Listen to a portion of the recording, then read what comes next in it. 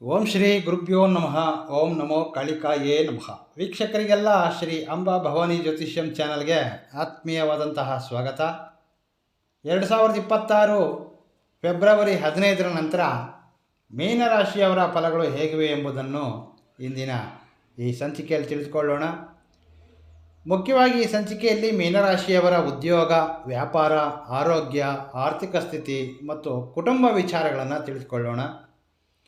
ಜ್ಯೋತಿಷ್ಯ ಶಾಸ್ತ್ರದ ಪ್ರಕಾರ ದ್ವಾದಶ ರಾಶಿಗಳಲ್ಲಿ 12ನೇ ರಾಶಿಯಾದಂತಹ ಮೀನರಾಶಿಯ ಮಿತ್ರರೇ ಪೂರ್ವಭಾದ್ರಾ ನಕ್ಷತ್ರದ 4ನೇ ಪಾದ, ಉತ್ತರ ಭಾದ್ರಾ ನಕ್ಷತ್ರದ 1, 2, 3, 4ನೇ ಪಾದಗಳು ಮತ್ತು ರೇವತಿ ನಕ್ಷತ್ರದ 1, 2, 3, 4ನೇ ಪಾದಗಳಲ್ಲಿ ಜನ್ಮಿಸಿದಂತಹ ನಿಮ್ಮನ್ನು ಮೀನರಾಶಿಯವರೆಂದು ಪರಿಗಣಿಸಲಾಗ್ತದೆ. ಈಗ ತಿಳಿಸುವಂತಹ ಫಲಗಳು ಈ 9 ನಕ್ಷತ್ರ ಪಾದಗಳಿಗೆ ಅನ್ವಯಿಸುತ್ತವೆ. ಮುಖ್ಯವಾಗಿ ಮೀನರಾಶಿಯವರಿಗೆ ಏನೆಂದರೆ ಸಾಡೆ ಸಾತಿ ಎನ್ನುತ್ತೀವಲ್ವೇ, ಇದು ಸೆಕೆಂಡ್ ಫೇಸ್ನಲ್ಲಿರ್ತಾರೆ. ಈ 2026ರಲ್ಲಿ ಮೀನರಾಶಿಯ ಮೇಲೆ ಶನಿಯ ಪ್ರಭಾವ ಅಂದರೆ ಒಂದು ಶನಿಯ ಒತ್ತಡ ಕ್ರಮೇಣ ಕಡಿಮೆ ಆಗಲಿದೆ. ಮೀನರಾಶಿಯವರಿಗೆ ಗುರುಬಲ ಸ್ವಲ್ಪವಾಗಿ ಕೂಡಿ ಬರ್ತದೆ. ಸೊ ಇದರಿಂದ ಇಷ್ಟೂ ದಿನಗಳ ಕಾಲ ನಿಂತು ಹೋಗಿರ್ತಕ್ಕಂತಹ ಮುಖ್ಯವಾದಂತಹ ಕೆಲಸ ಕಾರ್ಯಗಳೆಲ್ಲವೂ ಸಹ ಪೂರ್ಣಗೊಳ್ಳುತ್ತವೆ ಅಂತ ಹೇಳಬಹುದು. ನಿಂತು ಹೋಗಿರ್ತಕ್ಕಂತಹ ಕೆಲಸಗಳು ಸ್ವಲ್ಪವಾಗಿ ಮುಂದೆ ಹೋಗುವಂತಹ ಅನುಭವ ನಿಮ್ಮ ಗಮನಕ್ಕೂ ಸಹ ಕಾಣ್ತದೆ. ಹಾಗೆ ಈ ಫೆಬ್ರವರಿ ತಿಂಗಳಲ್ಲಿ ಜಾಬ್ನಲ್ಲಿ ಬದಲಾವಣೆ ಎಂಬುದನ್ನು ಕಾಣಬಹುದು. ರೆಸ್ಪಾನ್ಸಿಬಿಲಿಟಿ ಅಂದರೆ ಜವಾಬ್ದಾರಿಗಳು ಬದಲಾಗುತ್ತವೆ. ಹೊಸ ಪ್ರಾಜೆಕ್ಟ್ಗಳಿರಬಹುದು ಅಥವಾ ಹೊಸದಾಗಿ ಒಂದು ಟಾರ್ಗೆಟ್ ನೀಡ್ತಕ್ಕಂತಹದ್ದು. ಹಾಗೆ ಕೆಲವರಿಗೆ ಡಿಪಾರ್ಟ್ಮೆಂಟ್ ಚೇಂಜ್, ಸ್ಥಳ ಬದಲಾವಣೆ, ಈ ರೀತಿಯ ಅವಕಾಶಗಳು ಬರ್ತಕ್ಕಂತಹ ಸಾಧ್ಯತೆಗಳಿರುತ್ತವೆ.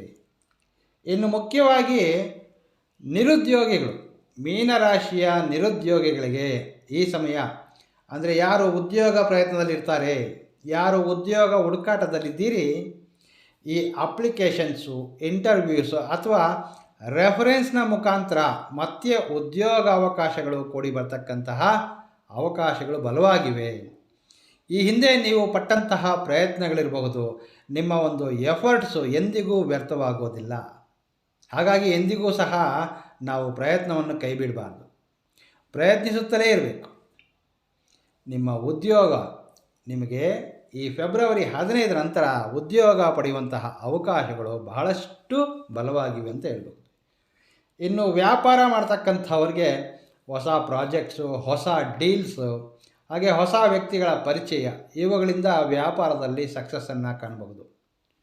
ಮುಖ್ಯವಾಗಿ ಈ ಫೆಬ್ರವರಿ 15ರ ನಂತರ ಮೀನರಾಶಿಯ ಬಿಸ್ನೆಸ್ ಮಾಡ್ತಕ್ಕಂಥವ್ರಿಗೆ ಆರ್ಥಿಕವಾಗಿ ಸಾಕಷ್ಟು ಶುಭ ಫಲಗಳು ಕಾಣ್ತೀರಿ.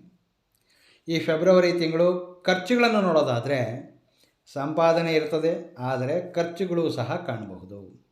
ಆಕಸ್ಮಿಕವಾದಂತಹ ಪ್ರಯಾಣಗಳಿರಬಹುದು ಅಥವಾ ಮಕ್ಕಳ ಒಂದು ಎಜುಕೇಷನ್ಗೆ ಸಂಬಂಧಿಸಿದಂತಹ ಕೆಲವೊಂದು ಖರ್ಚುಗಳು ಸಹ ಕಾಣಬಹುದು.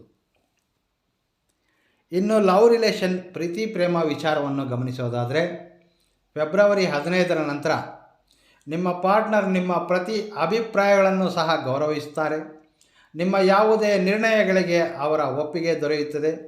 ದಂಪತಿಗಳಲ್ಲಿ ಒಳ್ಳೆಯ ಒಂದು ಬಾಂಡಿಂಗ್ನ ಜೊತೆಗೆ ಸಂತೋಷಕರವಾದಂತಹ ಸ್ನೇಹಮಯವಾದಂತಹ ದಿನಗಳನ್ನು ಕಾಣಬಹುದು. ಕೆಲವೊಮ್ಮೆ ಸಣ್ಣ ಪುಟ್ಟ ಮಾತುಗಳನ್ನು ಸಹ ನಿಮ್ಮ ಪಾರ್ಟ್ನರ್ ಗಂಭೀರವಾಗಿ ತೆಗೆದುಕೊಂಡರೂ ಸಹ ಆ ವಿಚಾರವನ್ನು ಶೀಘ್ರವಾಗಿ ಮರೆತು ಬಿಡ್ತಾರೆ. ಹಾಗೆ ಈ ಹಿಂದೆ ಇದ್ದಂತಹ ಕೆಲವೊಂದು ಭಿನ್ನಾಭಿಪ್ರಾಯಗಳು ದೂರವಾಗಿ ದಂಪತಿಗಳಲ್ಲಿ ಹೆಚ್ಚಿನ ಒಂದು ಅನ್ಯೂನ್ಯತೆಯನ್ನು ಕಾಣಬಹುದು.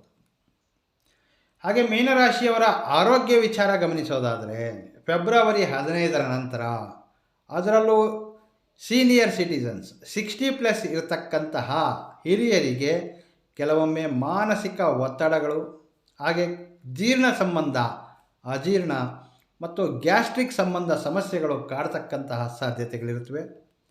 ಸೊ 60+ ಹಿರಿಯರಿರ್ತಕ್ಕಂಥವರು ಯಾವುದೇ ವಿಚಾರವನ್ನು ಗಂಭೀರವಾಗಿ ತೆಗೆದುಕೊಳ್ಳದೆ ಸಮಯಕ್ಕೆ ಸರಿಯಾಗಿ ಭೋಜನ ಮತ್ತು ಸಮಯಕ್ಕೆ ಸರಿಯಾಗಿ ನಿದ್ರಿಸುವುದು, ಹಾಗೆ ಸಾಧ್ಯವಾದರೆ ಒಂದು 30 ನಿಮಿಷಗಳ ಕಾಲ ವಾಕ್ ಮಾಡ್ತಕ್ಕಂತಹ ಅಭ್ಯಾಸವನ್ನು ಮಾಡಿಕೊಳ್ಳೋದ್ರಿಂದ ನಿಮ್ಮ ಸಮಸ್ಯೆಗೆ ಪರಿಹಾರವನ್ನು ಕಂಡುಕೊಳ್ಬೋದು. ಮೀನರಾಶಿಯ ಕುಟುಂಬ ವಿಚಾರದಲ್ಲಿ ಈ ಸಮಯ ನಿಮ್ಮ ಕುಟುಂಬ ಸದಸ್ಯರೆಲ್ಲರೂ ನಿಮಗೆ ಫೇವರ್ ಆಗಿ ನಡೆದುಕೊಳ್ತಾರೆ. ನಿಮ್ಮ ಪ್ರತಿಯೊಂದು ನಿರ್ಣಯಗಳನ್ನು ಗೌರವಿಸುತ್ತಾರೆ. ಮುಖ್ಯವಾಗಿ ಕುಟುಂಬದಲ್ಲಿ ಪತಿ ಅಥವಾ ಪತ್ನಿಯಿಂದ ಹೆಚ್ಚಿನ ಪ್ರೀತಿಯನ್ನು ಪಡೆದುಕೊಳ್ತೀರಿ. ಇನ್ನು ವಿದ್ಯಾರ್ಥಿಗಳಿಗೆ ಸಂಬಂಧಿಸಿದ ಹಾಗೆ ಪರೀಕ್ಷೆಗಳು ಸಮೀಪಿಸುತ್ತಿವೆ. ಸೊ ಈ ಒಂದು ಕಾನ್ಸಂಟ್ರೇಷನ್ ಬಹಳ ಅಗತ್ಯ. ಸಮಯವನ್ನು ವ್ಯರ್ಥ ಮಾಡಬೇಡಿ. ಈ ಫೆಬ್ರವರಿ ತಿಂಗಳು ನಿಮ್ಮ ಮನಸ್ಸು ಚಂಚಲಕ್ಕೊಳಗಾಗ್ತಕ್ಕಂತಹ ಸಾಧ್ಯತೆಗಳಿದ್ದರೂ ಸಹ ವಿದ್ಯೆಯಲ್ಲಿ ನಿಮಗೆ ಕೆಲವೊಮ್ಮೆ ಏಕಾಗ್ರತೆ ಕಡಿಮೆ ಆಗ್ತಕ್ಕಂತಹ ಅವಕಾಶಗಳಿರುತ್ತವೆ. ಸೊ ವಿದ್ಯೆಗಾಗಿ ಹೆಚ್ಚಿನ ಸಮಯವನ್ನು ಕೊಡಿ. ವಿದ್ಯೆಯಲ್ಲಿ ಹೆಚ್ಚಿನ ಅಧ್ಯಯನ ಮಾಡೋದರಿಂದ ಎಕ್ಸಾಮ್ ಪ್ರಿಪರೇಷನ್ಗಳಲ್ಲಿ ಒಳ್ಳೆಯ ಔಟ್ಪುಟ್ ಇರ್ತದೆ ಅಂತ ಹೇಳಬಹುದು. ಮೀನರಾಶಿಯವರು ಈ ಫೆಬ್ರವರಿ ತಿಂಗಳು ಶಿವಾರಾಧನೆ ಅಥವಾ ಶಿವಸ್ಮರಣೆ ಮಾಡೋದರಿಂದ ಇನ್ನೂ ಹೆಚ್ಚಿನ ಶುಭ ಫಲಗಳನ್ನು ಪಡೆಯಲು ಸಾಧ್ಯವಿರ್ತದೆ. ತಪ್ಪದೇ ಕಾಮೆಂಟ್ ಬಾಕ್ಸ್ನಲ್ಲಿ ಹರ ಹರ ಮಹಾದೇವ ಎಂಬುದನ್ನು ಕಾಮೆಂಟ್ ಮಾಡೋದನ್ನು ಮರಿಬೇಡಿ. ಇದಿಷ್ಟು ಫೆಬ್ರವರಿ ತಿಂಗಳ ಮೀನರಾಶಿಯವರ ಫಲಗಳು. ವೀಕ್ಷಕರೇ, ಮೀನರಾಶಿಯ ಫಲಗಳ ವಿಶ್ಲೇಷಣೆ ನಿಮಗೆ ಇಷ್ಟವಾದಲ್ಲಿ ತಪ್ಪದೇ ವಿಡಿಯೋವನ್ನು ಲೈಕ್ ಮಾಡಿ ಹಾಗೆ ಶೇರ್ ಮಾಡಿ. ನಮಸ್ಕಾರ. ಸರ್ವೇ ಜನೋ ಸುಖಿನೋ ಭವಂತು.